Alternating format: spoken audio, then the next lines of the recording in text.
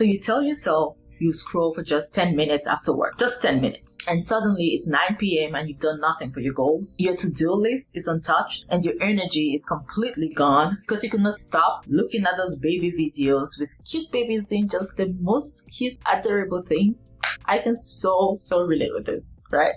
So if you're tired of falling into that after work scroll, then this video is your reset. So I'm sharing 6 things you can do instead, which are simple, life-changing habits that help you feel more productive, relaxed, and even feel more present after a long day at work. And no, this is not about you hustling harder or adding more pressure to your evenings. These are easy to try shifts that actually protect your time, boost your focus, and support your side projects and dreams without you burning out. So stick around because number 3, that's what helped me finally feel like my evenings were not slipping away. And number 6, that one will probably surprise you, but that might be exactly what you need to hear right now. Hey there, welcome back to my channel. My name is Laura and I help ambitious women with full-time jobs find the time to stay consistent with your side projects without burning out. So if your evenings are full of you scrolling Instagram, TikTok, and you just feeling guilty because you are scrolling Instagram and TikTok, this video is for you because the goal is not to fill every minute with hustle. It's just to make your evenings feel meaningful again. Now, the first thing you can do is upskilling for just 30 minutes every night. So one of the best ways to break the after work scrolling habit is simply to replace it with something that feels easy but actually moves you forward. And that's where upskilling comes in. I'm talking 30 focused minutes a night to learn something that aligns with the future you're trying to build. So if you want to start a coaching business, you can watch a video on client onboarding or maybe pricing your first offer. If you're thinking about freelancing, you can brush up on a skill on Canva, writing proposals, or on marketing, right? If you're interested in content creation, you can study storytelling, editing, personal branding, or even ChatGPT to streamline your process. So the key is pick one topic, one resource, and then set a timer. It is low pressure, high impact, and unlike you scrolling the whole time, that leaves you energized and accomplished. And over time, those 30-minute blocks add up, right? You gain skills, you gain confidence, you gain clarity. And suddenly you're not just dreaming about building your side projects, you're actually preparing for it. So you need to know that knowledge compounds, right? Now, the second thing you can do is simply do a light side project, a side hustle task. Now, after a long work day, it's really easy to simply say, I am too tired to work on my side project, or I'm too tired to do any kind of task, anything at all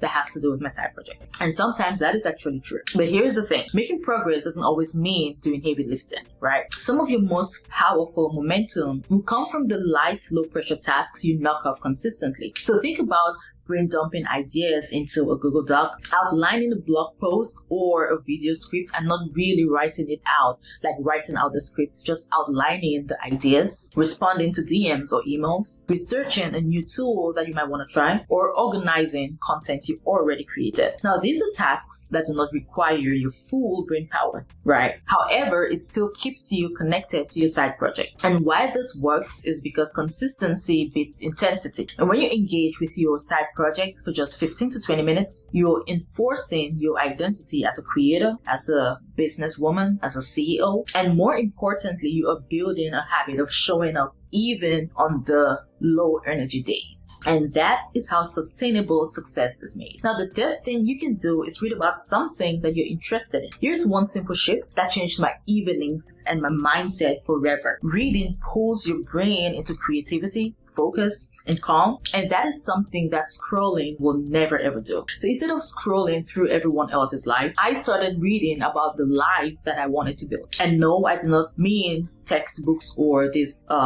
complex self-help books that just complicates your life even more and makes you overwhelmed. I'm simply talking about reading things that inspire you, right? Things that energize you, and things that simply remind you of what is possible. And it could be as simple as a few pages from Atomic Habits or Deep Work or The One Thing, a short article on branding, on marketing, or on building anything, right? Digital products, whatever it is you're interested in. Or a success story of someone who maybe built a side project while working full-time that you do admire or you're inspired by. So the goal here is not to absorb everything, right? It's just to reconnect with your curiosity. It is to shift your mindset from passive consumption to intentional growth. Even 10 minutes of purposeful reading can seriously spark new ideas. It can help you see your path more clearly, or simply remind you that you're not stuck. You're still learning, you're still expanding, and you are still moving forward. And the best part is that you're gonna go to bed feeling nourished and not just drained, right? Because that is what scrolling does. So books stretch your thinking and then never ever ask you to compare yourself. The fourth thing you wanna do rather than scrolling is either journal or reflect. So one of the most powerful things you can do rather than just scrolling through social media every single night is to simply just pause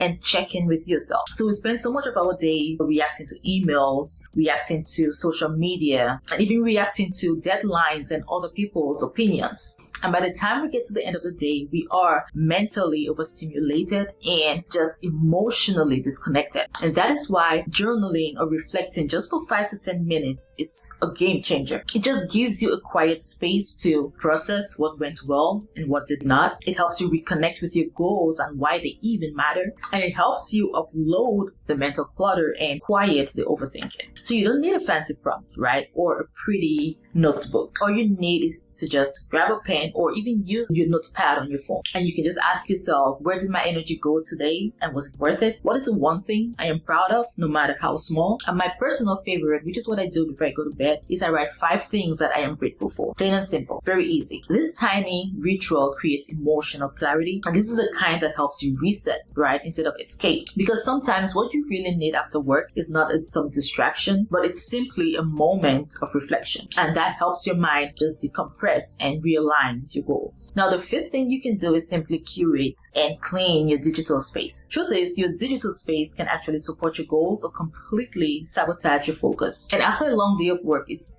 just too easy to get lost in a mess of screenshots, saved posts, random tabs, and even unopened emails. And suddenly you realize that 45 minutes are gone. However, here is the better option, right? Spend 10 to 15 minutes kind of curating and cleaning up that digital space. It is simple, low energy, and so satisfying. I can guarantee you. And that makes future you feel just more organized and in control, right? So here are a few easy wins for you. So clear out your camera roll, right? You do not need 27 pictures of the same salad.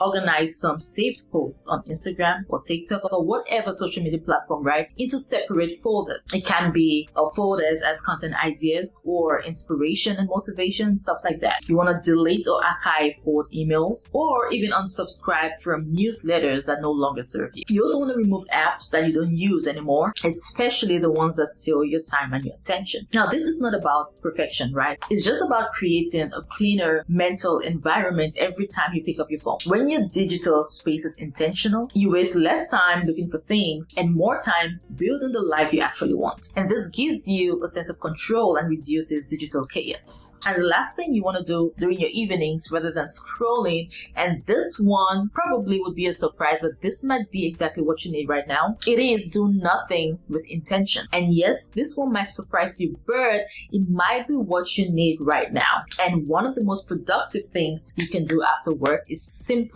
do nothing. Not scrolling, not multitasking, not trying to squeeze in one more thing, right? Just stillness. And now I'm talking about you really just doing nothing but with intention. And that is giving your mind space to breathe without constant input and distractions. So here are some things you could do, right? You could simply sit on the couch with a cup of coffee or tea and no phone. And this is my favorite. You could go for a slow walk without listening to a podcast, right? And you can use this time to meditate. I have had some of my biggest moments of clarity during my evening walks, just by myself, doing nothing. Simply just walking, right? Like it works like magic. It's insane. And another thing you could do is just lay down and stare at your ceiling. Or you can simply just be, right? No productivity, no pressure. Just Be yourself. Now, this isn't laziness, right? This is what they call nervous system recovery. Because after spending the whole day responding to work, responding to emails, and responding to endless open tabs in your brain, your body is craving quiet. And here is the truth. Rest is a productivity strategy. Giving yourself permission to do nothing helps you recharge your creativity, regulate your emotions, and make clearer decisions for your side project. So instead of shaming yourself for not doing more, here's what you want to ask yourself. What is it going to look like to just rest and actually feel restored? Sometimes the most powerful thing you can do is simply just pause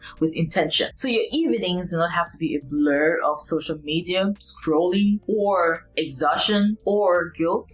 You deserve routines that restore you, right? And the ones that move you closer to the side projects that you want to have, right? And the life that you want to build. And if you're ready to stop wasting time and start using your evenings with intention, I would love to support you. Go to the link in the description box or the comment section below and book a free clarity call with me. We'll take a look at what's stealing your time and energy right now, what your goals really are, and how to create a simple, sustainable plan that fits your 9-to-5 life and your side project dreams. So no more overwhelm, no more wondering where your time actually went. So the link is in the description box and the comment section below. You want to go ahead and schedule that call with me. And we're going to build your evenings around your goals and not around your guilt. But before you go, what is your biggest time waster after work? And what is the one thing you're going to try instead tonight? So drop a comment below. I'd really love to hear from you. And make sure you watch this video on the screen next on the time blocking method that changed everything for me. I made it easier for me to show up consistently for my side project during my evenings after work without burning out. So make sure you watch this next. Now, thank you so much for watching. I do appreciate it. Please give this video a thumbs up if you love it. Share it with someone who needs a productivity boost, and also please subscribe to this channel for weekly